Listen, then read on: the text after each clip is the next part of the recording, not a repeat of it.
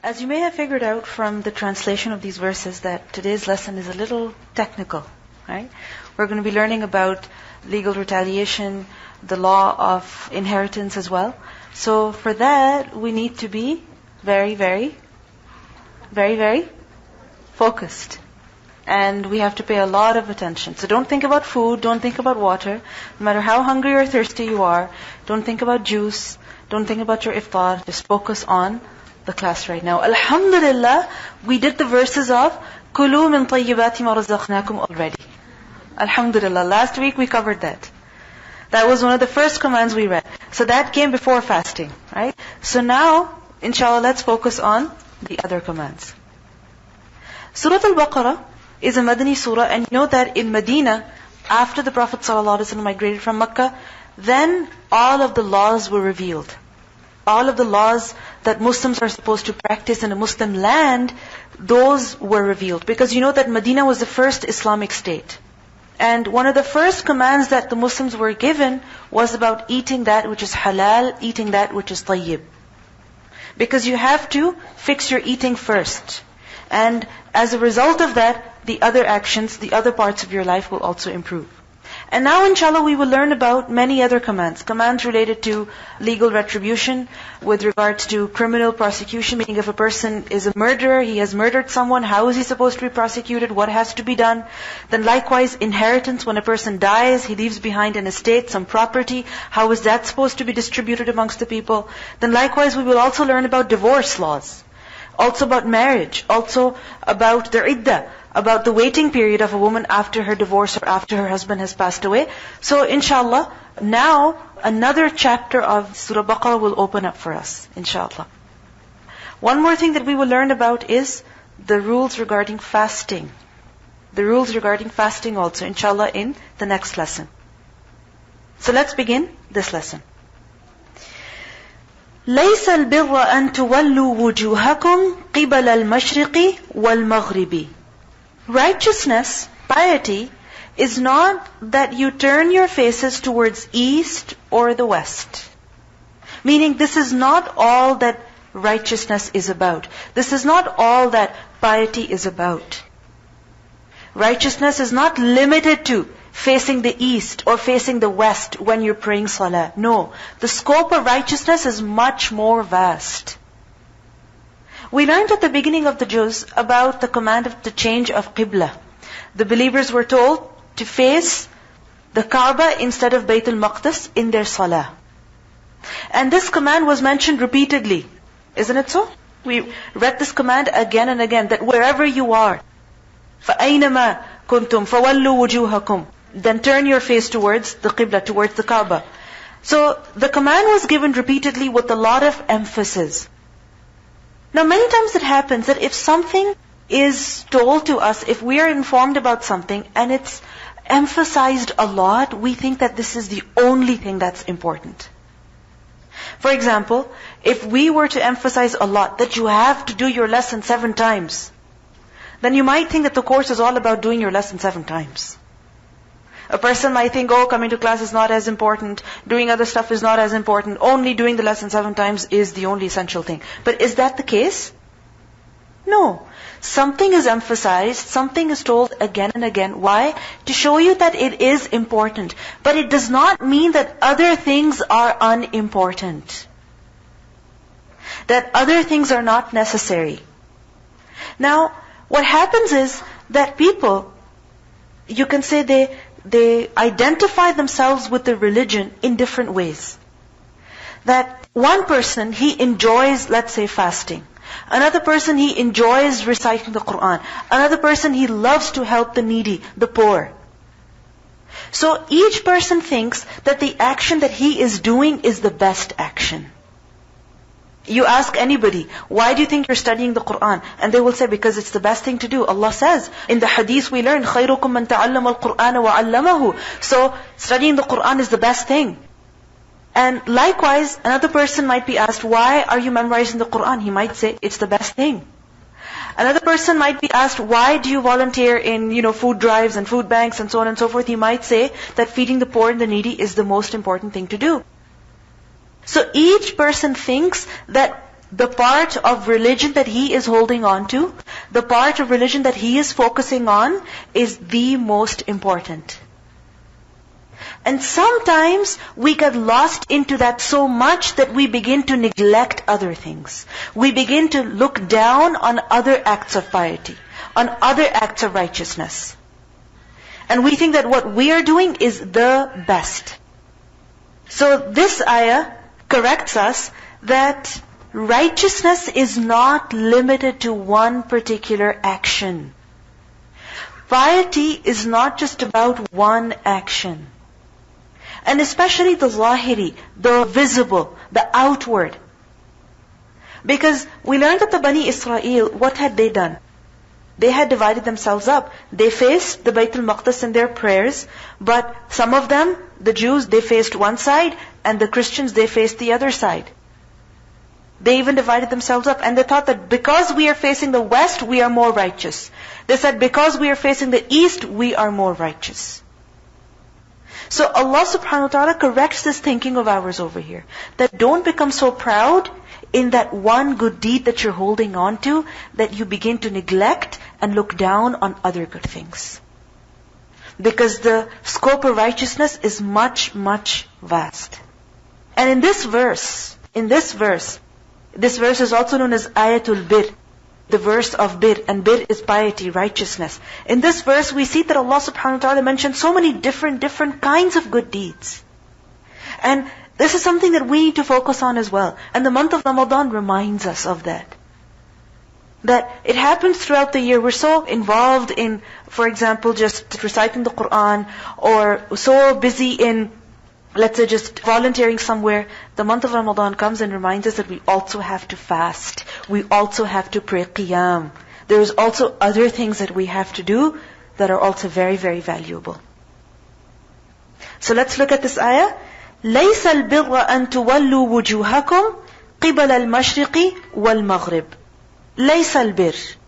Bir, ba, ra, ra. What is bir? Piety, righteousness, goodness, when a person does a good deed.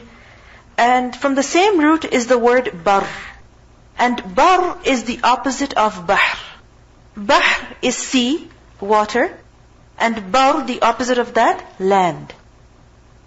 Now if you think about it, on land, what do you see? Just soil? Just mud? Or is there anything else that you find on land as well? What else do you find on land? Okay, trees. But is it only one type of trees? No. There's so many different types of trees. Likewise, is it only trees that you find on a piece of land? No, you also find grass. You also find shrubs. And it's not just trees and plants, but you also find animals, also insects, also birds, right? You also find rocks, you find different types of soil. So we see that bar is full of variety. And also bar, vast. So bir, it gives the meaning of vastness, and it also gives the meaning of variation, of variety. And this is why bir is understood as al-khayrul kathir, abundant good, a lot of good. So bir is to perform different types of good deeds. Not just one or two here and there, but a lot, many. And not just of the same type, but of different kinds as well. Hajj, that is mabrur. Have you heard of that? Hajj al-mabrur. Hajj mabrur is a hajj in which a person has performed many types of good deeds. A lot of variety. So, Allah subhanahu wa ta'ala says that true piety, all piety, is not just that antuwallu, waw lam ya, that you turn, wujuhakum, wujuh is the plural of wajh, your face, qibal, towards, and we have done this word before, in the direction of al-mashriq, the east, wal-maghrib, or the west. This is not all that piety is about. Piety is not just about facing the qibla in prayer. It doesn't mean that facing the qibla in prayer is not important. It is important, but it is not the only thing that is important. Sometimes it happens that people get so firm about what they believe in, they become so strong about what they think is important, that they ignore other things completely, or they completely brush them aside. For example, if a person believes that, when you pray salah, you have to keep your hands here, or the men have to keep their hands here, then whenever they're praying and they're looking at other people, or they're noticing other people around them, what are they focusing on? Okay, where is this person's hands? Are they going to raise their hands or not? How do they do sajda? Instead of focusing on prayer, what are they focused on? The mechanical aspect of salah. Correct? So the khushu', the devotion, the fear, all of that is lost. In what? In focusing on the technical aspects. The technical aspects are important, but they're not the only thing. So لَيْسَ الْبِرَّ أَن تُوَلُّوا وُجُوهَكُمْ قِبَلَ الْمَشْرِقِ وَالْمَغْرِبِ.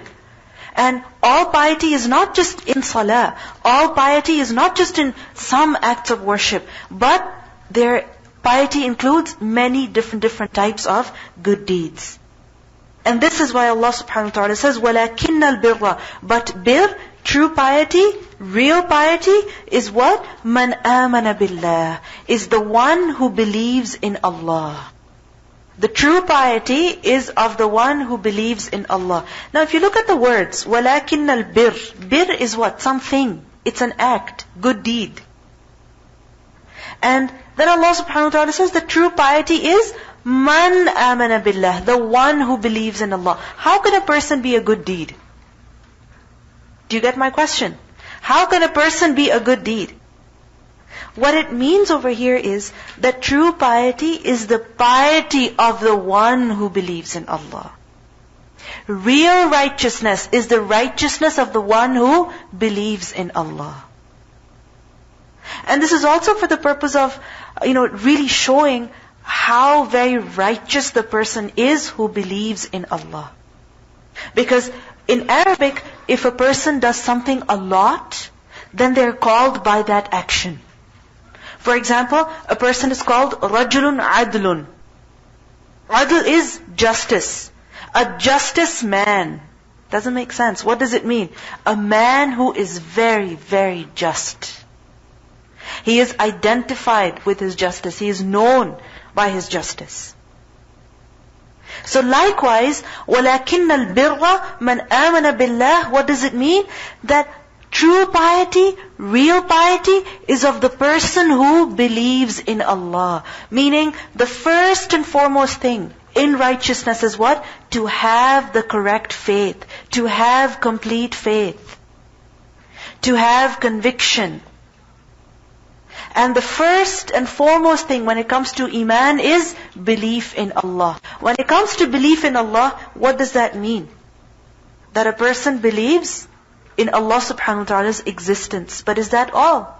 That a person believes, yes, there is God. I don't know His name, I don't know His attributes, I don't worship Him. No, but I know there is God. Is that sufficient? What else is important?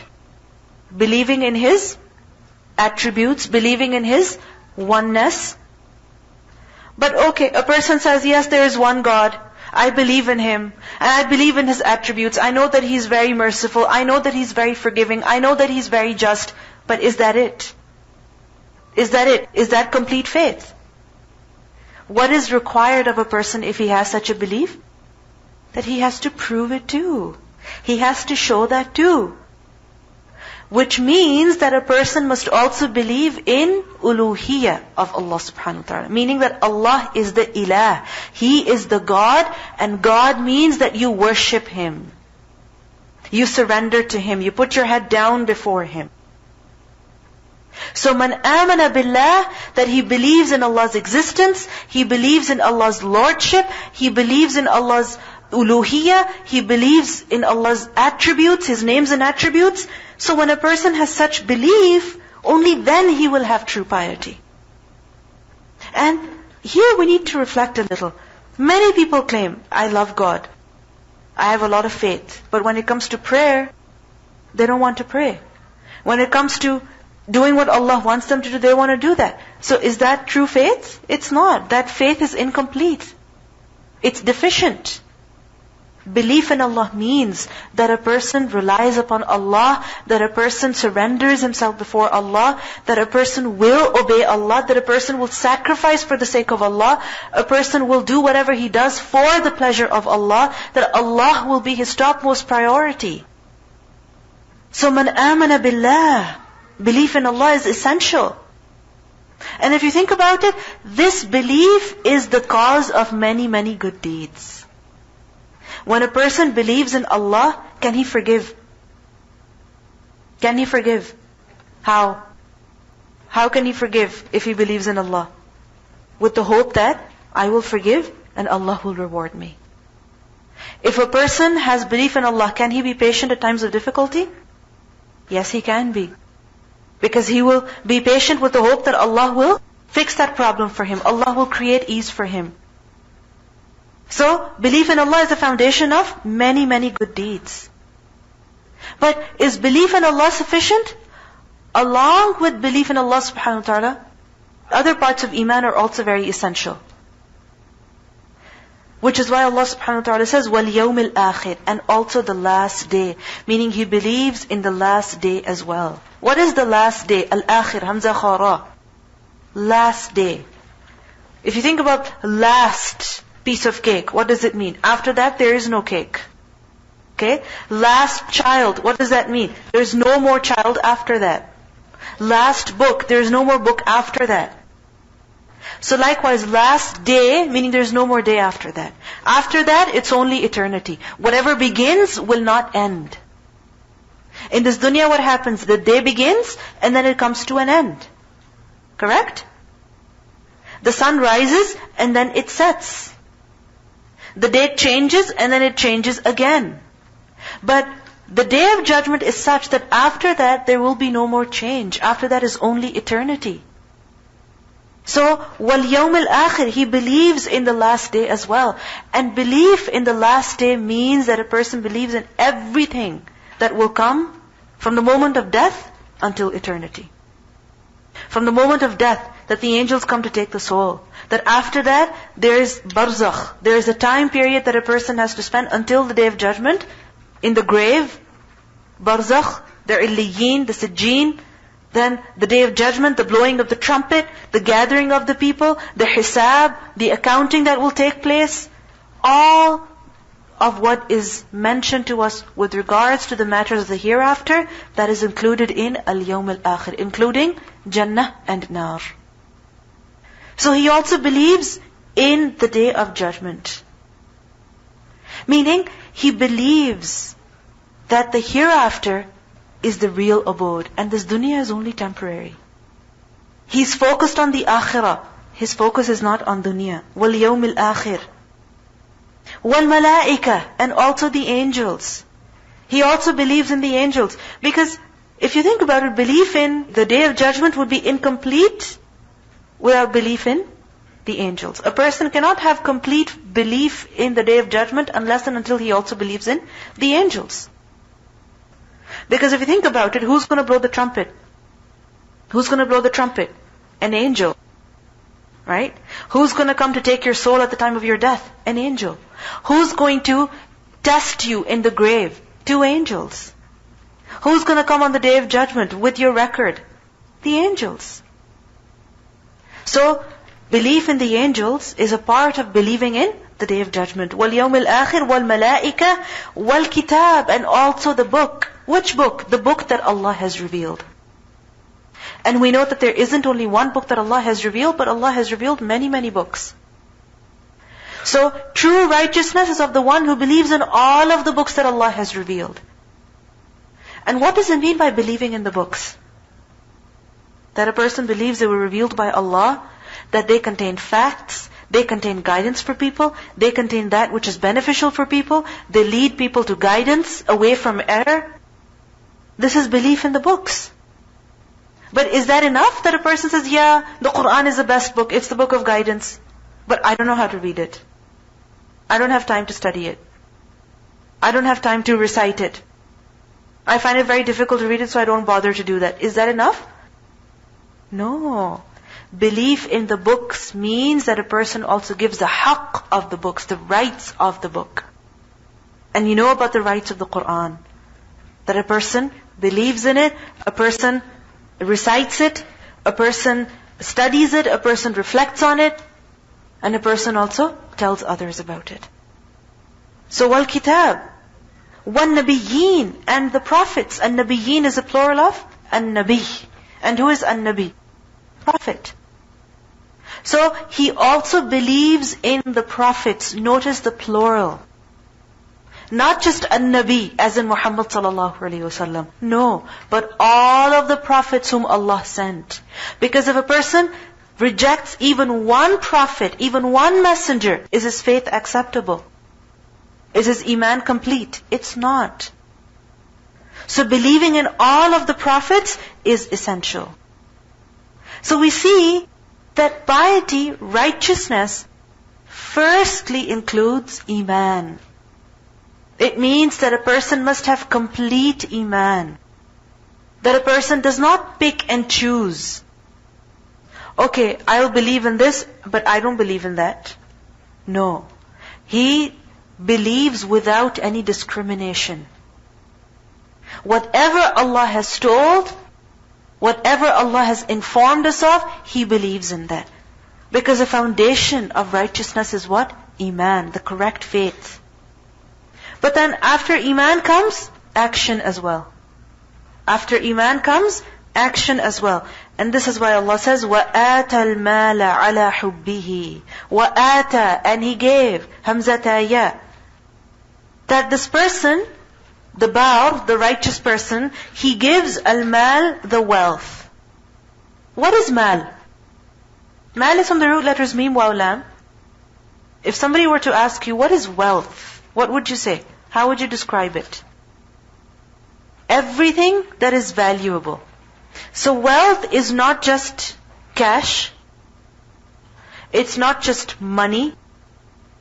But it is everything that has some value. That is what mal is. It could be money, it could be clothes, it could be food, it could be, a person's assets, it could be his possessions, whatever a person owns. So can you think about the things that you own? Things that belong to you. Car, your iPod, house, your jewelry. What else do you own? Your stationery, your clothes, your books, your knowledge is a kind of wealth. It's rizq. Your food, your glasses. So basically it's anything that you own. Because whatever you own, it has some value, doesn't it? You bought it, or somebody else bought it for you. You paid something for it at least. Even if it's a plastic bag, you have to pay 5 cents for it. It's not free anymore, except for some places, right? So even that is mal. Anything that you own, anything that has some value is mal. So Allah says that He gives, this person, He gives wealth, meaning of what he owns. He gives to who? He gives to others. But why does He give it? عَلَى حُبِّهِ. عَلَى حُبِّهِ. This is very beautiful. عَلَى, upon حُبِّهِ. حُبِّهِ is understood in two ways. First of all, حُبِّ, and He refers to Allah. He refers to Allah. Meaning, He gives wealth. Why? Out of love for Allah. Because of His love that He has for Allah subhanahu wa ta'ala. He loves Allah, and this is why He spends wealth. Why? Why is it necessary to spend your wealth if you love Allah? We learned earlier that وَالَّذِينَ آمَنُوا أَشَدُّ حُبًّا لِلَّهِ. And these things that we own, whether it's an iPod, or it could be your hijab, it could be your favorite pen, it could be your favorite paper clip, right? Anything that you own, what happens is that you get attached to it. And this is the reason why if somebody takes it without our permission, we get upset. Isn't it so? If somebody breaks it, if somebody ruins it, we get very angry. If somebody loses it, or if we lose it even, we become very impatient. So what happens is that these things that we own, they are such that we fall in love with them, and then they make us forget our real purpose. They distract us from Allah subhanahu wa ta'ala. So this is the reason why they spend their wealth out of love for Allah subhanahu wa ta'ala. And also, when a person spends his wealth in the way of Allah, then this is the way of pleasing Allah subhanahu wa ta'ala. When a person spends in the way of Allah, then whose pleasure is he gaining? The pleasure of Allah.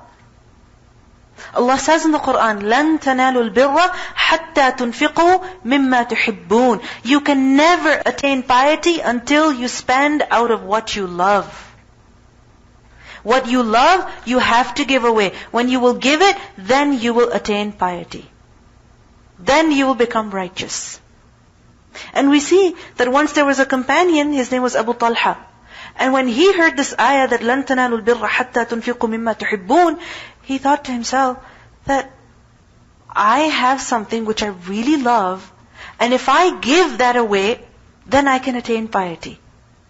And what is it that he really loved? It was a particular garden that he had in Medina.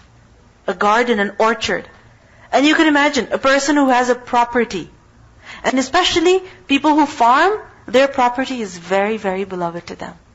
Look at how honest he was with himself. He said, this is something that I love, and I have to give this in the way of Allah. And he went to the Prophet ﷺ and he said that I've heard this verse, and I love this property of mine, and I want to give it in the way of Allah. Please take it from me and do whatever you wish to with it. And the Prophet ﷺ said that this is profitable wealth, meaning this is wealth from which you're going to gain a lot of profit. And he told him that you divide it, you distribute it amongst your relatives. He told him to distribute it amongst his relatives. So, وَآتَ الْمَالَ عَلَى حُبِّهِ, and he gives of his wealth. Why? Because of the love for Allah subhanahu wa ta'ala. He wants to attain the love of Allah. This is the reason why he spends. And we know that when a person spends in the way of Allah, Allah multiplies the reward for that person. And whatever a person gives in the way of Allah, Allah will replace that with something that is even better. فَهُوَ يُخْلِفُهُ. He replaces that. And when a person gives in the way of Allah, then Allah accepts it with His right hand. And He causes that sadaqah, that charity to grow. Just like a person would take care of a foal, a baby horse, how a person would take care of it, and eventually that baby, that foal, it grows until it's a strong horse. Likewise, the sadaqah that a person gives in the way of Allah, Allah causes it to grow. So, وَآتَ الْمَالَ عَلَى حُبِّهِ. When a person wants to attain the love of Allah, then he will spend out of his wealth for the sake of Allah. Then he will not become stingy. Then he will not become selfish. Rather, he will give. And it will be very easy for him to give. Because his priority is Allah. Everything else is secondary. The phone, the iPod, whatever you call it, it's secondary. It's not hard to give that away. Now this is the month of Ramadan. And this is the month of Rahmah. This is the month that is Mubarak. And in this month, we have to set a target for ourselves that what is it that we are going to spend in the way of Allah. I want you to write down 3 things, realistic. Don't say, I'm going to spend $1,000 and you don't even have $1,000. No. Realistic things. What is it that you can give in the way of Allah this month? It could be money, it could be food, it could be some of your belongings. And it doesn't mean that you have to go find a person who's barely clothed, who has barely eaten anything, and only then, you give something to him. You can even give something to a person who is well off, a person who has sufficient. Because inshallah, as we will learn, they give to their relatives. So it could be, a new, let's say, very nice shower gel you got, and you got it for yourself, okay? And you love its fragrance, but your cousin is here, so you think, okay, I'm going to give it to her as a Ramadan gift, as a Ramadan present. So make a list of 3 things right now that you're going to do, because if we don't make a plan, then we fail to do anything. 1, 2, 3. Okay, now do it. Don't let this get lost in your juz. Those of you who wrote this in your juz. Okay? Make sure you do it. So وَآتَ الْمَالَ عَلَى حُبِّهِ. Another meaning of this, وَآتَ الْمَالَ عَلَى حُبِّهِ, حُبِّهِ, it refers to wealth itself. Meaning he gives it, he gives wealth in spite of love for it. He spends something even though he loves to keep it. He gives it away even though he loves to have it. You know, for example, you could have 2 hijabs, okay? And one hijab is one that you really like. You love to wear it. It's very comfortable. It looks good on you. Perfect fabric. It sits very nicely on your head. And there's another one that you hardly ever wear. Somebody gave it to you as a gift. You wore it once and you're like, no, it's not, I don't think I can wear it. So when you're thinking of giving something away, what would you think of giving away? The one that you don't generally use. The one that you don't like. What do we learn from here? That he spends وَآتَ الْمَالَ عَلَى حُبِّهِ, in spite of love for it. Despite the fact that he loves that object, he loves that wealth, he loves that property, he loves that thing. Why? Because again, the love for Allah is more than the love for that thing. وَآتَ الْمَالَ عَلَى حُبِّهِ. In the Qur'an we learn, in Surah Al-Insan, that وَيُطْعِمُونَ الطَّعَامَ عَلَى حُبِّهِ مِسْكِينًا وَيَتِيمًا وَأَسِيرًا. And they give food in spite of love for it. Meaning they love to eat that food. It's delicious. It's their favorite chocolate bar. It's the sandwich that they've been craving. It's that samosa that they were looking at since before iftar. And now it's either they have it or somebody else has it. وَيُطْعِمُونَ الطَّعَامَ عَلَى حُبِّهِ. They feed food even though they love to have it themselves. Who? To yatim, to the orphan, to miskeen, to the needy, to the yatim, and to the asir, to the prisoner. And they say, إِنَّمَا نُطْعِمُكُمْ لِوَجْهِ اللَّهِ. We are feeding you because we want the wajh of Allah. We want the pleasure of Allah. لَا نُرِيدُ مِنْكُمْ جَزَاءً وَلَا شُكُورًا. We don't want any recompense from you. We don't want any reward from you. We don't want any thanks from you. We're doing this for the sake of Allah. وَآتَ الْمَالَ عَلَى حُبِّهِ. So when you give something this month, make sure you love it. Don't just get rid of things. Give what you love. And the fact is that you can never have that true pleasure of worshipping Allah until you make that sacrifice. When you sacrifice, that is what will bring you the true pleasure. So وَآتَ الْمَالَ عَلَى حُبِّهِ. Now, the thing is that a person can give to so many people. Or a person might think, who should I give to? I don't see any poor people here. Only when I go downtown, then I see some people who beg and they're probably drug addicts, so I shouldn't be giving anything to them anyway. This is what people think, right? So who do we give it to? Where should we spend? Allah subhanahu wa ta'ala tells us, ذَوِي الْقُرْبَى. ذَوِي الْقُرْبَى. The close relatives. ذَوِي is a plural of ذُو. ذُو, possessor. قُرْبَى, قَافْ رَبَى, close relationship. So those people who have a close relationship with you, they're the first ones. Of course, definitely. The will qurba, close relatives, does not mean that they have to be poor.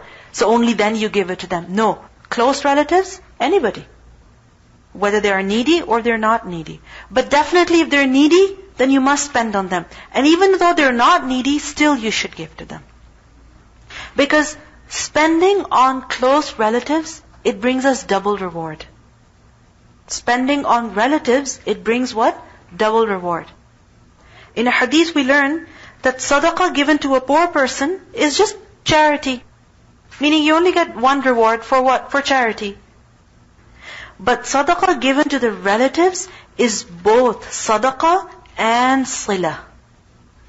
You get the reward of giving charity, spending, and you also get the reward of maintaining good relationships with your relatives. So you could give one thing to a person whom you don't know at all. Okay, good. But when you give to your relative, your brother, your sister, your cousin, your aunt, your in-laws, your relatives, then that will bring you more reward. Why? Because you're also doing the good deed of Silatul Rahim. Yes. Exactly. Giving to people whom you don't know, very easy.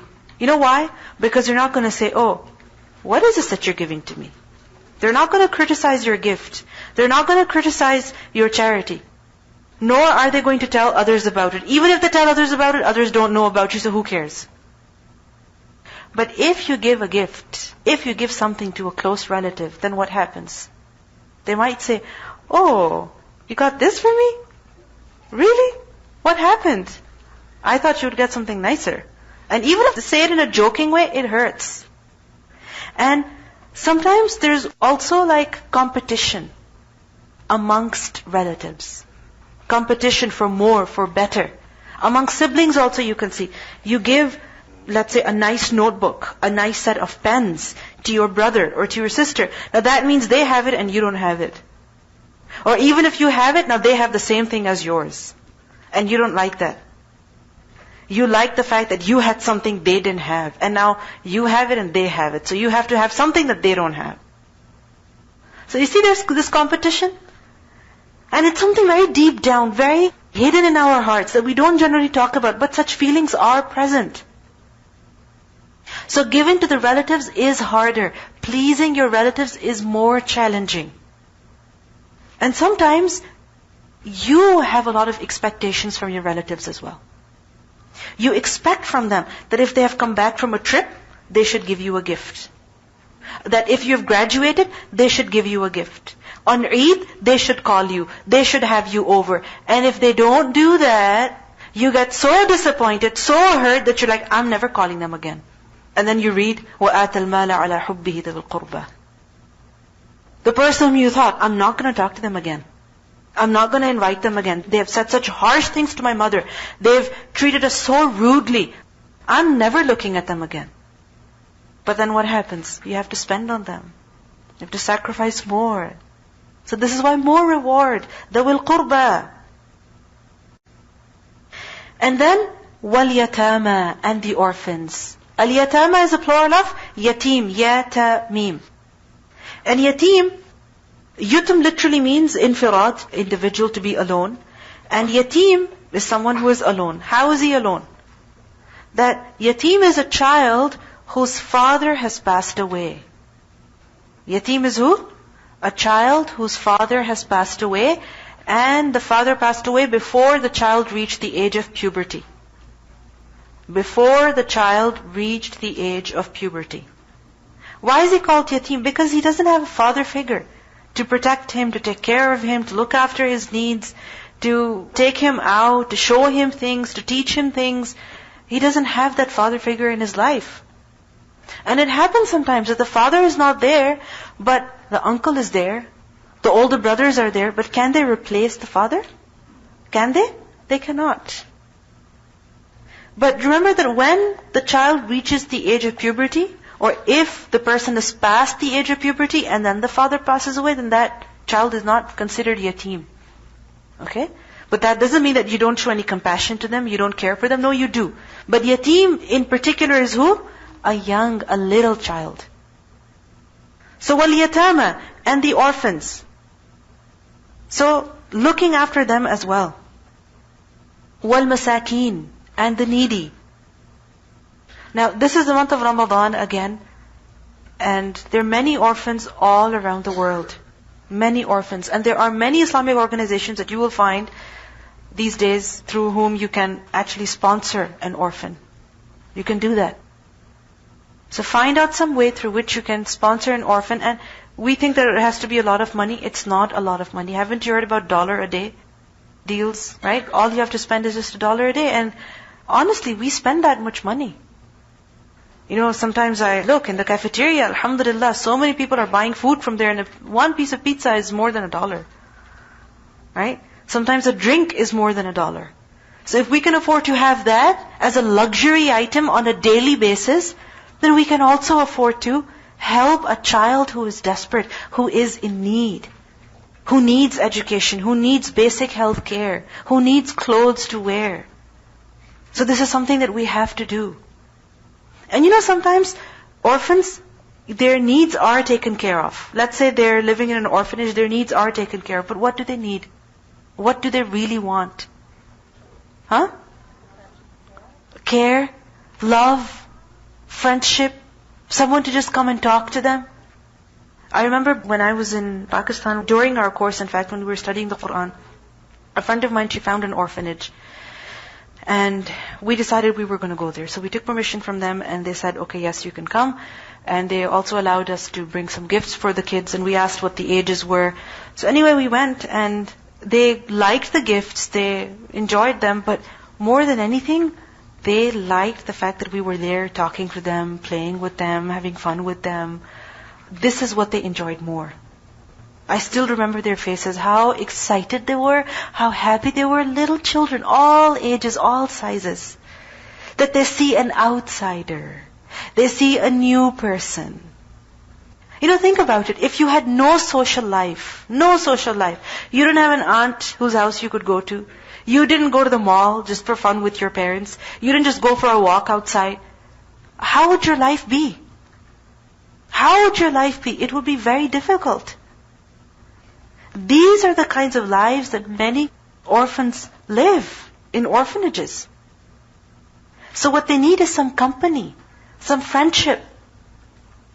So, وَآتَ الْمَالَ عَلَى حُبِّهِ, he spends of his wealth even on the orphans. وَالْمَسَاكِينَ, and the needy ones. Masakeen is a plural of miskeen, seen kaf noon, and miskeen is a person who is needy. Basically, sakana is to become still, and miskeen is a person who's not as mobile because of his poverty.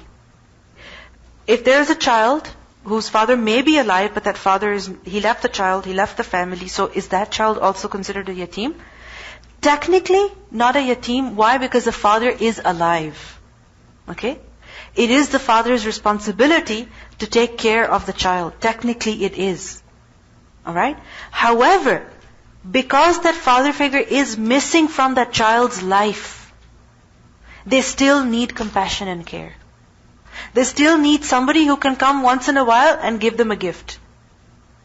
My son, he's only 3 years old and he loves lollipops, okay? These days it says love. Okay. So, he really wants to have lollipops, and I keep telling him, when your dad comes home, then he will give it to you. So, he waits for his father to come home from work so that he can get a lollipop. And then, now we've moved on to only once a week, Fridays, because every day is not a good idea. So he waits for Friday so that he can get his lollipop. Now, it's only a lollipop. How much does it cost? Not much. But the fact that the father is giving a lollipop to the child, it's a different feeling. He's getting his food, he's getting his nutrition from the food that he's getting. All his basic needs are fulfilled. But it's a different feeling when somebody just gives you a lollipop. And especially your father. It's a different feeling altogether. So a child from whose life the father is missing, he needs that kind of love and attention. And for that, we need to spend money. Sometimes it's very little, but we have to do that. Giving them gifts randomly. You don't have to wait for an occasion. People think, okay, when it's Eid, then I will give something. You don't have to wait for an occasion. Do your parents always wait for an occasion to give you something? No. So likewise, we have to do the same thing. So wal-masakeen. Miskeen is the one who is poor, who is needy. And he's called miskeen because he has become, you can say, immobile because of his poverty. It doesn't mean that miskeen is a person who is extremely poor. But miskeen is a person who's limited in his abilities, in what he can do. Why? Because his hands are tied up. He doesn't have finances that allow him to live comfortably, to move about comfortably. So wal-masakeen. In a hadith we learn that the Messenger of Allah ﷺ, he said, a miskeen is not the one who goes around begging from people and who can be turned away with a morsel or two. Meaning, a person who begs other people, may I have something, and a person gives him, a little bit of bread, a little bit of food, a few cents here, a few pennies here, whatever. This is not a miskeen. The Prophet ﷺ said, a true miskeen is he who does not find enough to suffice him. He does not have enough to fulfill his needs. A person might say, well, I need an iPhone and I can't afford that. So do I become a miskeen? No. Miskeen is who? who does not have enough to fulfill his needs. And there's a difference between needs and wants and luxuries and desires. There's a difference between that. But these days, honestly, everything is mixed up. You don't know what is a necessity and you don't know what is a desire. So for example, if there's a person, they have to have a phone because of their work, let's say. And they need the job, obviously, to fulfill their needs. But if they sign a contract for a cell phone, for instance, they have to pay a certain amount of money. Isn't that so?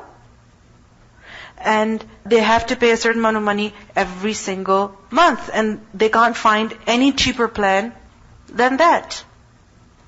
But they can't even afford to pay all of that. If they pay that, then they don't have enough to eat. They don't have enough to pay their rent. You understand what I mean? So they're literally hand to mouth. Literally things are very tight for them. So miskeen has to be recognized. You don't wait for the miskeen to come to you to ask you. No. Use your common sense. Think about it. That this person doesn't have a job. They have to have a phone. Where are they paying for it from? How can they? Or this person has a very basic job. They don't make a lot of money and they're paying the rent as well. So how can they buy clothes? How can they buy winter boots? How can they afford this or that? So use your mind. Think about it. Be proactive. Take the initiative. It doesn't mean you go asking other people, so do you need something? Do you think I can help you with something? No, you don't embarrass people like that. But you use your common sense and you think about it. What do you think they could need? And these days, alhamdulillah, there's so many ways through which you can actually help a person.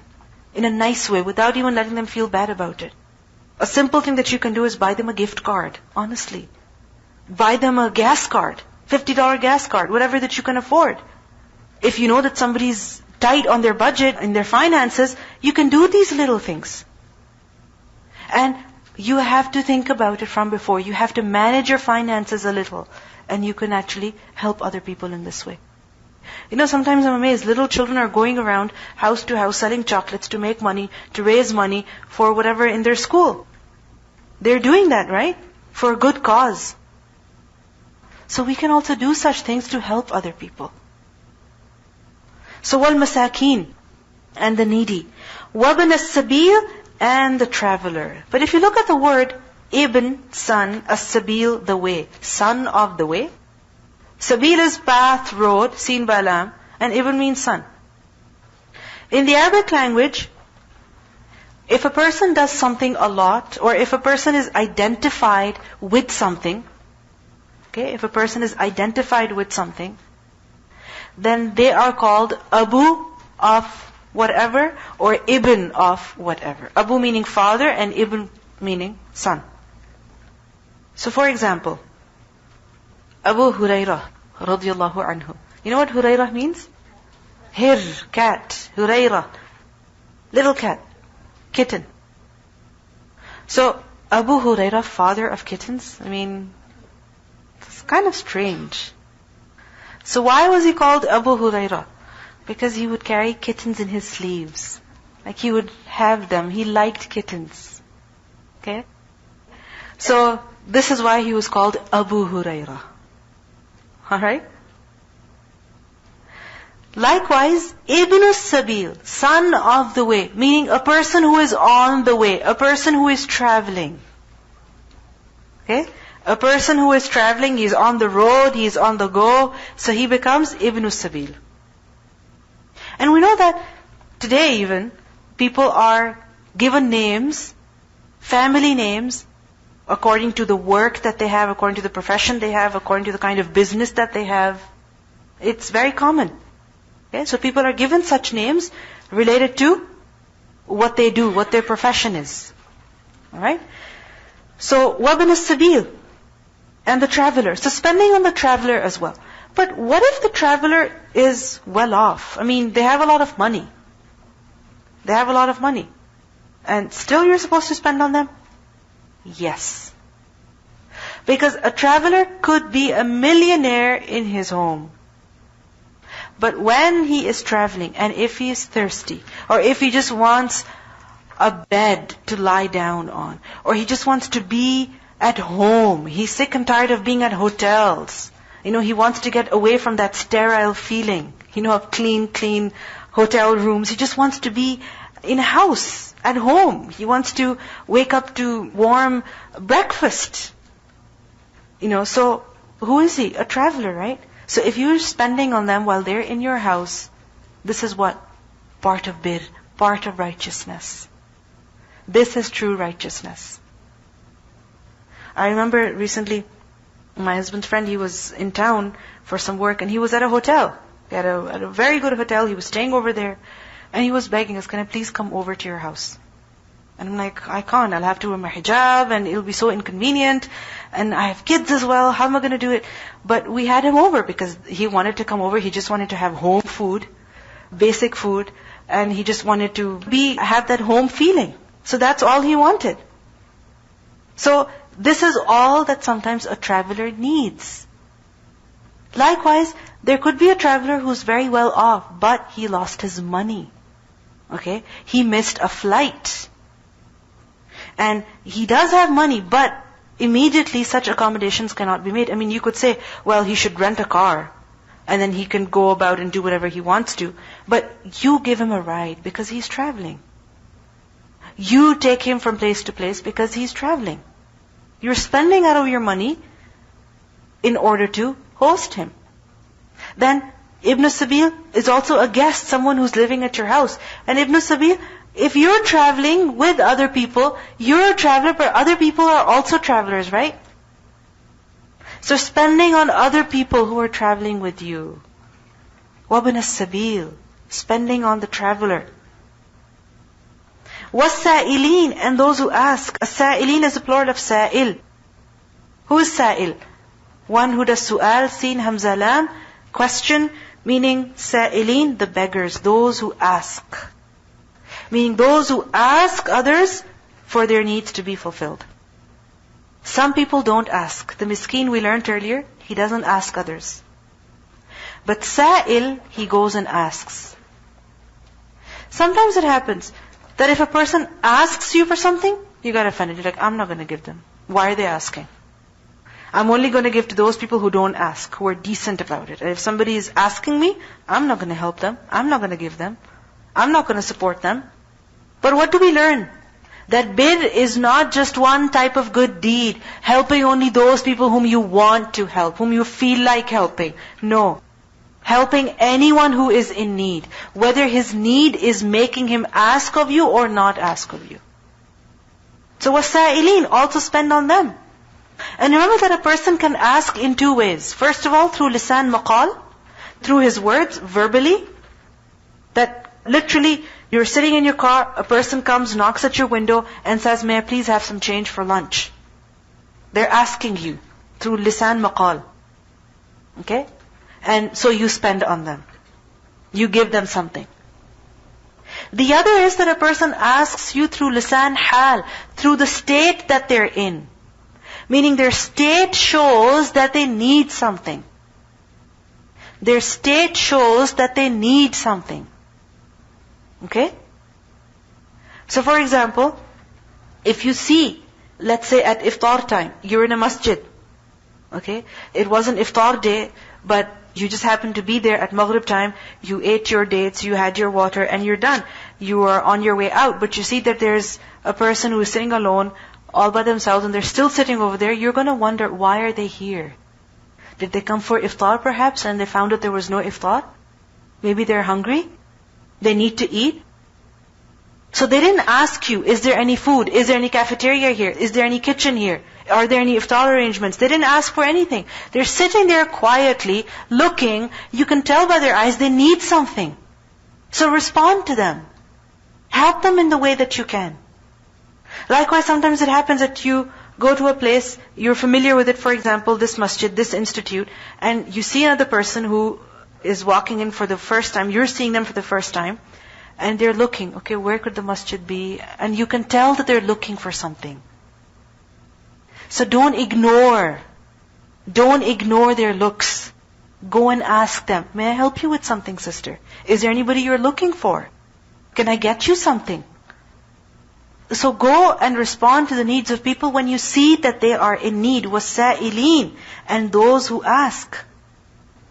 So if you are sitting in your car and there is a person who comes, knocks at your window, and they're asking you for money, and you can tell by the clothes that they're wearing or by, the way that they're carrying themselves, that perhaps, there's something fishy. Perhaps they, do drugs or something like that. So what do you do in that situation? First of all, remember that such a person you cannot yell at, you cannot scold them, you cannot be harsh with them, you cannot be rude with them. So you can't say anything offensive to them. That go get yourself a job. Why are you asking me? Didn't you get money from so-and-so before? I know you're not taking this money for lunch, I know you want it for your drugs. No, don't do that. Because Allah subhanahu wa ta'ala says, وَأَمَّا السَّائِلَ فَلَا تَنْهَرْ. As for the petitioner, the one who's asking you, don't scold him. Don't be harsh with him. Because there has to be something that got them to that situation. Right? Recently I found out about a person who is an engineer by profession and very well established, lived in this country, they studied, they had their master's degree, everything. And now they're asking their family friends, may I please have some money? I've been living in shelters. And he's saying, I lost my job, my wife did something and God knows what, so he's divorced, wife and children are away, he doesn't know where they are, I don't have a job anymore, I'm literally living in a shelter. And everybody was like, okay, what do we do? Why is he in a shelter? What happened? Someone with a master's degree is living in a shelter on the streets? Something is not right. Something is not adding up. How could this happen? So they tried figuring out what was happening, and what they're thinking, the family thought that perhaps this is a drug issue now. But if he's asking for money, I need food, I need clothes, I need this, I need that, what do? You yell at him, you say, don't call us, fix your life yourself. If you yell at them, you know what's going to happen? They're not going to ask you again. Or they're going to ask you again with another story, with another made-up story. Or perhaps they're going to end up stealing, because one bad deed leads to another, right? One crime leads to another. Or it could lead them to committing suicide, literally killing themselves. In the hadith we learned that unsur akhaka zaliman aw mazluman. Help your brother, whether he is the unjust or the one to whom injustice is being done. So even when they're doing something wrong, you are supposed to help them. So as a friend, as a relative, whoever you are to them, do whatever you can. But it doesn't mean that you give them money so that they can buy their drugs. But you talk to them, you befriend them, you ask them what's happening in your life. You take them in confidence so that they're able to tell you, they're able to seek help, and you can guide them then. But if you start yelling at them, they're not going to come back to you again. But this random person on the street, again, give them the benefit of the doubt. Something must have happened that brought them into this situation. So if you're not comfortable giving money, always have food with yourself that you can give to such people when you're passing by such places. It could be a can of pop, it could be a water bottle that is sealed, it could be a packet of chips, it could be a chocolate bar. Whatever that you can keep in your car, keep it always, especially if you drive by such places regularly, so that when such people come, you can actually give them something. There was a similar situation at that time. I asked my teacher at that time, Sister Ambreen, and then she was telling me that, for example, if they're saying that they need the money for clothes or food, instead of giving, and you feel that something's fishy, instead of giving them money, if they're clothes, then give them. If they're asking you, I need food, I need this, I need that, so you tell them, okay, come with me, let me buy it for you. I remember once I went to a restaurant and there was a person begging outside. They said, please may I have some money so I can get some food? And we said, okay, come along with us and we'll buy you food. And he said, no, I just want the money. So then the truth came out. So we said, no, we can get you food if you want, but not that. It was quite obvious then. So you don't be harsh with them, you help them in the way that you can. And the thing is that at the end of the day, if you give sadaqah to a person, whatever they do with it, you're not responsible for it. You're not responsible for it. In a hadith, we learned, in fact, there was a man who once said, I'm going to give secret charity. Meaning, I'm not going to tell anybody about it. I'm going to give it in private. So he went down in the night and he gave sadaqah to the man that he saw. The next day, people were talking about it. That, you know what, last night, somebody gave charity to a thief. And that man's wondering, oh my God, I gave charity to a thief? Okay, so he went out the next night, he said, my sadaqah is not accepted. So he went and he started looking for people. So he found a woman and he gave sadaqah to her. The next day people were like, you know what? Somebody gave charity to a prostitute. And he's like, La ilaha illallah, what do I do? And the next time, again, he went to give charity to somebody. And he found a man, he gave money to him. And next day people were saying, somebody gave charity to a rich person. So he's like, what's happening? So he went and asked somebody and he was told that you never know. Your sadaqah to that thief may have prevented him from stealing. Your sadaqah to that prostitute may have prevented her from doing something wrong. Your sadaqah to the rich man may have encouraged him to spend as well. So remember, when you spend on somebody, whatever they do with it, it's their business. You get reward for your charity, for what you gave. So وَالسَّائِلِينَ. Suhaila, the sandwich story, can you share? Assalamu'alaikum. I just wanted to share an idea that some of my friends have started this year, actually. We realized that a lot of us are home during the days for this Ramadan, and maybe you're in the same situation, so you can do the same thing. Because it's summertime, right? Yeah, because it's summer, so you're off school, you're off, some people have vacation for Ramadan, etc. Anyway, so we're home during the day, so we decided that we're going to spend some time during the day making sandwiches or making some kind of food that we can package. So there's like sandwiches, and then we'll put some fruit in, a juice box, like a full meal, basically. And we'll package everything, and then we get our husbands to go in the evening and drive around downtown, and just any homeless person they see, just hand out one bag per person. Yes. And so that's what we're going to do for the whole month of Ramadan, inshallah. And if you're free during the day, maybe that's something that you can try, or if you want to do it outside of Ramadan too, that's great. So that's just one idea. Yes. So we can come up with these ideas. You know, many times we have these clothes that are just floating around our house, and one bag to the other, one room to the other, basement, and so on and so forth. We don't know what to do with this kind of stuff. Gather that together, call up your family, your friends, if you have any things that are in good condition, and take them to such places, and leave them for free. People will come and take, and whatever they don't take, you give it away somewhere else. And you can literally go buy some fruit, apples. If you think that they might not be comfortable with taking your sandwiches, get apples, get oranges, get peaches, get grapes, get cherries, whatever you can, and just give that as food. So, وَالسَّائِلِينَ. Spend on those who ask. وَفِي الرِّقَابِ. And also in the riqab. Riqab is the plural of raqabah, and raqabah from the root letters raqabah. Raqabah is neck. And riqab, necks. Riqab, necks. Fir riqab means in the cause of freeing the necks. Meaning in the cause of freeing human lives. People who are trapped, people who are enslaved, and they need to pay, they need to give something in order to buy their freedom. So spending on them so that they can buy their freedom. We know that before there was slavery, and in Islam, there were different ways that were adopted, such as, for example, if a person had to give kafara, he did something wrong, he had to pay some fine. One of the options was buy a slave and free him. Free a human life. Right? Likewise, we see that slaves could also buy their freedom. For example, a slave could make an agreement with the master. I want to buy my freedom, tell me what I can do. So the master says, okay, you have to work for me for this many years, and you have to make this much money for me, and then you are free. Like for example, Salman al-Farisi. You know about his story?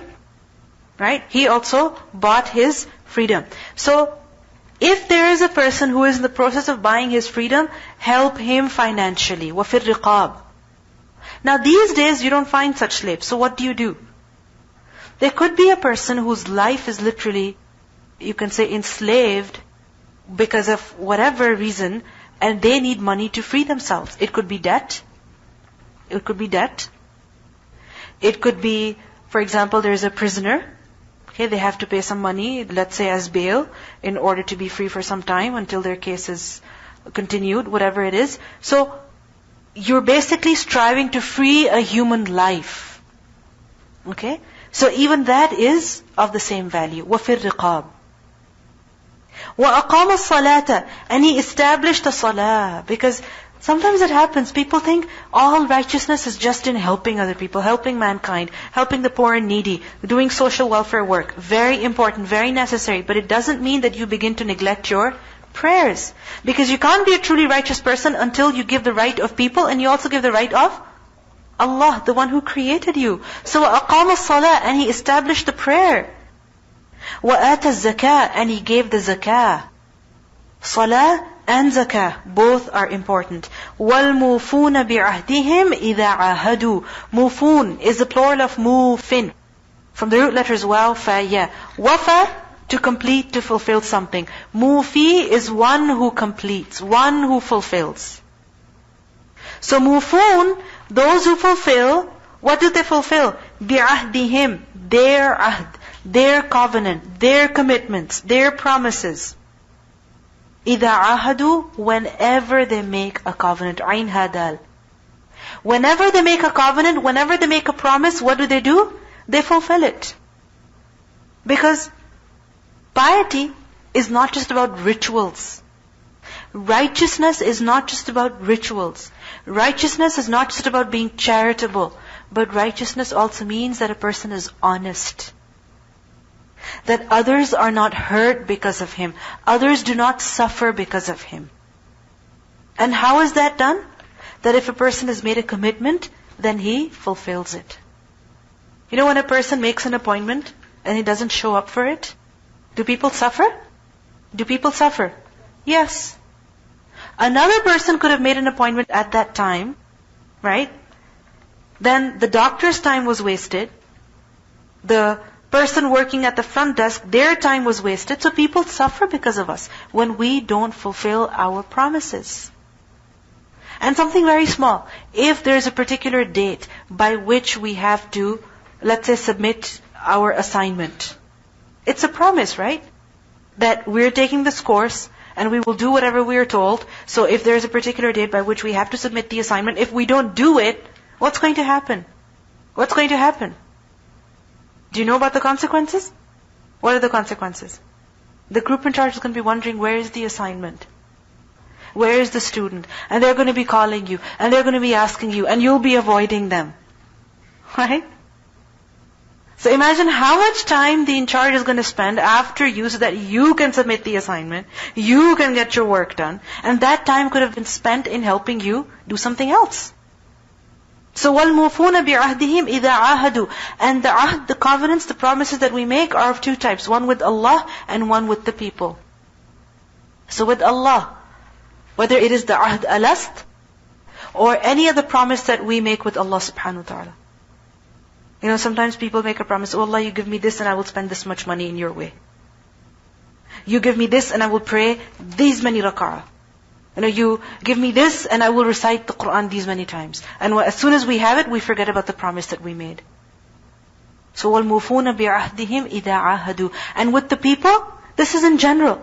No matter who that person is, whether Muslim or non-Muslim, because we think that if we have made a promise with a Muslim, we have to fulfill it. Non-Muslim, don't worry about it. Have to worry about it. Because إِنَّ الْعَهْدَ كَانَ مَسْئُولًا. Indeed, the ahd, the covenant, the promise that you're making, you'll be asked about it. You'll be questioned about it. So وَالْمُوفُونَ بِعَهْدِهِمْ إِذَا عَاهَدُوا. And people, this includes organizations, this includes your workplace, this includes a business, this includes anything, anyone with whom you make a covenant. So for example, you're downloading a software and it says, I agree. You have to put a check mark on it. You have to click it. I agree and I accept all the terms and conditions. And then after that you make a copy of it and you give it to your friend for free. That's not right. That's breaking the covenant. Right? So وَالْمُوفُونَ بِعَهْدِهِمْ إِذَا عَاهَدُوا. In a hadith we learned that لَا إِيمَانَ لِمَنْ لَا أَمَانَةَ لَهُ وَلَا دِينَ لِمَنْ لَا عَهْدَ لَهُ. The one who does not fulfill his promises, he doesn't have any deen. Meaning his deen, his claims of being religious are all false. وَالصَّابِرِينَ فِي الْبَأْسَاءِ وَالضَّرَّاءِ, and those who are patient in times of poverty and hardship. Sabirin, plural of sabir. Sabr, patience, sad ba ra. What does sabr mean? What does sabr mean? To control yourself. When you want to yell, when you want to say something nasty, when you want to say something to make the other person be quiet, sabr, control yourself. Hold yourself back. And sometimes, literally it is as though a volcano is erupting inside of you. Flames of fire are burning inside of you. And you want to say something, you want to do something. But what does sabr mean? What does sabr mean? That you control it. You resist the temptation. وَالصَّابِرِينَ فِي الْبَأْسَاءِ وَالضَّرَّاءِ. What do we think? Piety is that if I pray my salah perfectly. Piety, if I have my hands up here and not down there. If I have memorized the Qur'an, I'm very righteous. But that's not all that righteousness is about. Righteousness also means that you're patient at times of hardship. When you want to react negatively. Fil ba'sa. Ba'sa from the root letters, ba hamza sin, and ba'sa is used for extreme poverty. Shiddatul faqr. Extreme poverty. Hunger. Dependence. So for example, these days, as the time comes close to iftar, so let's say 7 o'clock in the evening, when you've been fasting for several hours, you tend to be irritable. Somebody tells you, can you lay the table? You're like, why should I do it? I did the dishes and you're asking me to lay the table too? I'm fasting. I'm hungry. I'm tired. وَالصَّابِرِينَ فِي الْبَأْسَاءِ, in extreme hunger. Don't start yelling. Don't start arguing. Don't start telling people, I am fasting, so don't tell me anything to do. No. وَالصَّابِرِينَ فِي الْبَأْسَاءِ. And ba'sa is also used for physical hurt, physical ailment. And it happens that when a person is hungry, then he also begins to suffer physical pain. So for example, you're hungry in your stomach, but then your head starts to hurt. And then all your pains, they become so fresh. You can feel everything. You become oversensitive. So at these times, وَالصَّابِرِينَ فِي الْبَأْسَاءِ. And also, وَالضَّرَّاء. ضَرَّاء from the root letters, ضَاد را را. And ضَرَّاء is marad. It is illness, sickness. And ضَرَّاء is also loss. Mental torture, mental affliction, psychological torture. When a person is suffering hurt mentally, psychologically. What's the difference between ba'sa and dharra? Ba'sa is physical. Hunger or poverty or physical pain. And dharra is emotional, mental. Okay? Because with illness, okay, you're sick. But along with sickness, you're also very down. Isn't it so? You tend to become very down when you're sick. So being patient at that time as well. What does it mean by being patient at this time? When a person is mentally disturbed, psychologically disturbed, what does it mean? How can you be patient at that time? That don't say anything that Allah would dislike. Don't say anything that you would regret afterwards. And also when a person becomes sick, then he begins to leave everything that he would do normally. So for example, I have a headache. I can't, pray. I can't get up and do wudu. So I'm just going to sleep.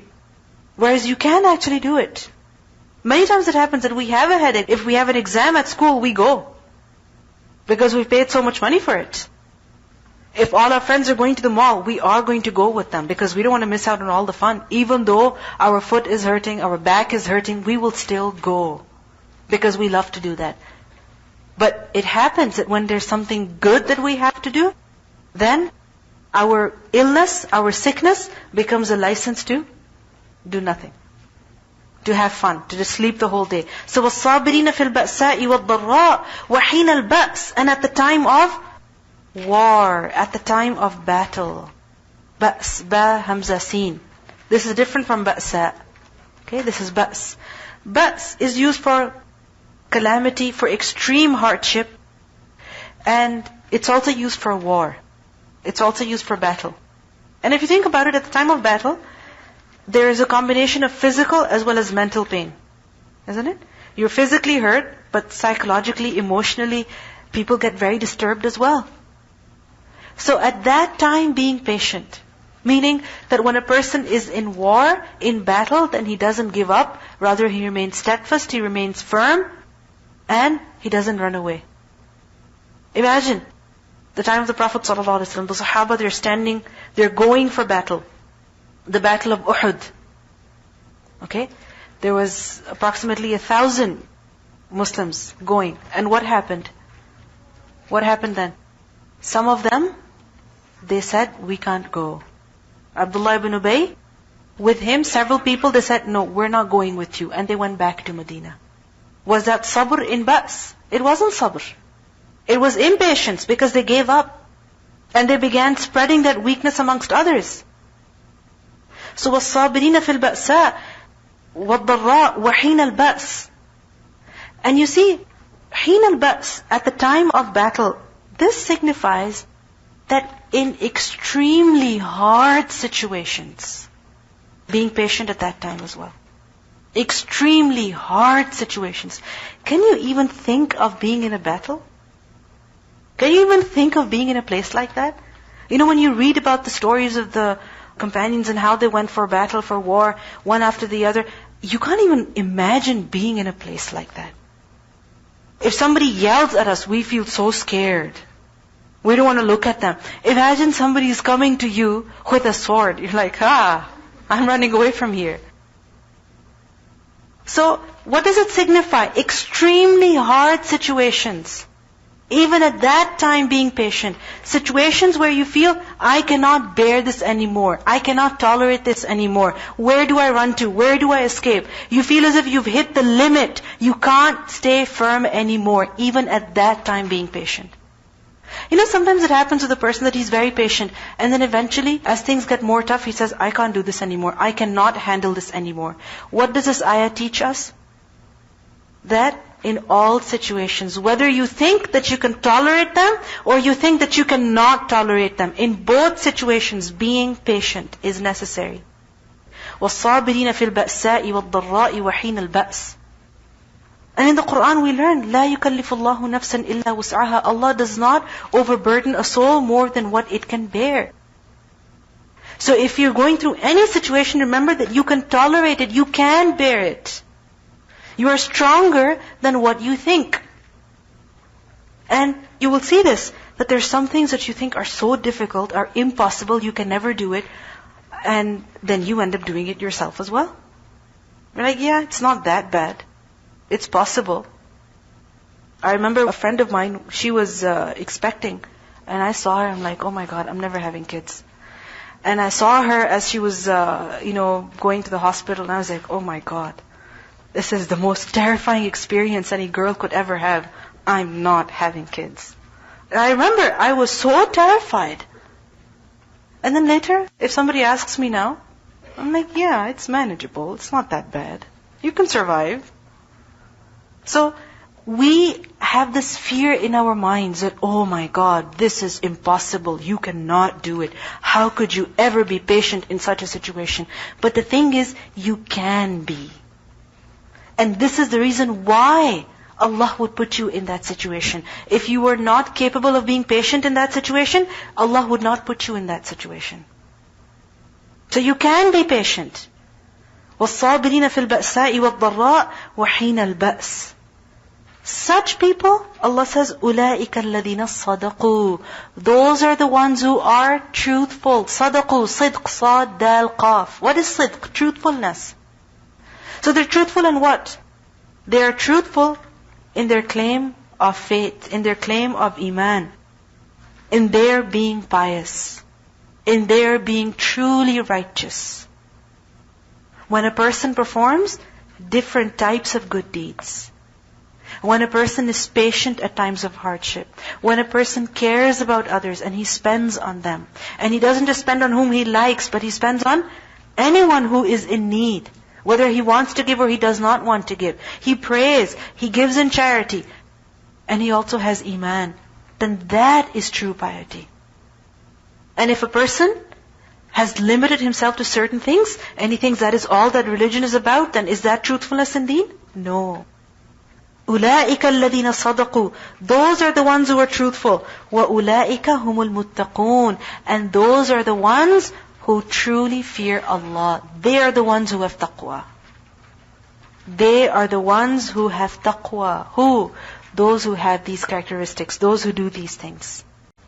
If you look at it in this verse, 4 types of bid, 4 aspects of bid are mentioned. First of all, aqaid, beliefs. So what falls into that? If you look at the verse, what falls into that? In beliefs, man amana billahi wal yawmil akhiri wal malaikati wal kitabi wal nabiyyin. Okay. After aqaid, ibadat, acts of worship, worship rituals. They're also mentioned in this verse. Which ones are they? وَأَقَامَ الصَّلَاةَ وَآتَ الزَّكَاةَ. Then, mu'amalat, dealings with other people. What falls into that? وَآتَ الْمَالَ عَلَى حُبِّهِ ذَوِي الْقُرْبَى. صِلَةُ الرَّحِمِ, right? وَالْيَتَامَى وَالْمَسَاكِينَ. Then, وَابْنَ السَّبِيلِ وَالسَّائِلِينَ وَفِي الرِّقَابِ. And then, akhlaqiyat, manners and etiquette. And what falls into that?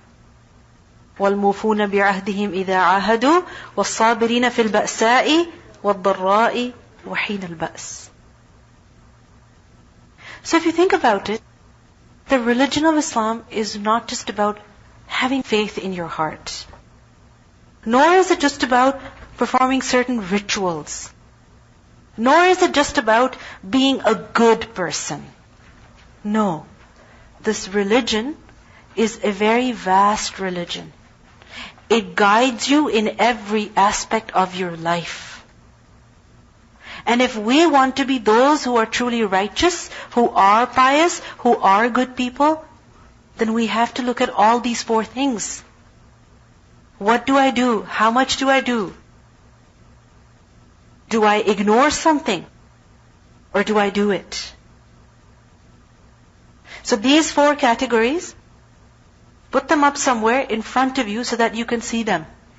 And you can remind yourself, okay, when it comes to salah, I do it. When it comes to zakat, okay, I don't have to do it, so I'm not obligated to do it. Okay, but when it comes to being patient, when it comes to giving, when it comes to responding to other people, when it comes to fulfilling my covenants, then where do I fall? How much do I do? Because otherwise, we won't be of those people about whom Allah says, أُولَٰئِكَ الَّذِينَ صَدَقُوا وَأُولَٰئِكَ هُمُ الْمُتَّقُونَ. Then it's just claims, then it's just words. And words don't matter anything if they're not supported by actions. And if you think about it, doing all of these actions, what is that? Bir. Righteousness. And when a person has bir, when a person does it, that is when he is truthful. Sidq. أُولَٰئِكَ الَّذِينَ صَدَقُوا. And when a person is truthful in his claim, Allah subhanahu wa ta'ala says about such people, وَأُولَٰئِكَ هُمُ الْمُتَّقُونَ. So this is taqwa. So see, all these things are tied with each other.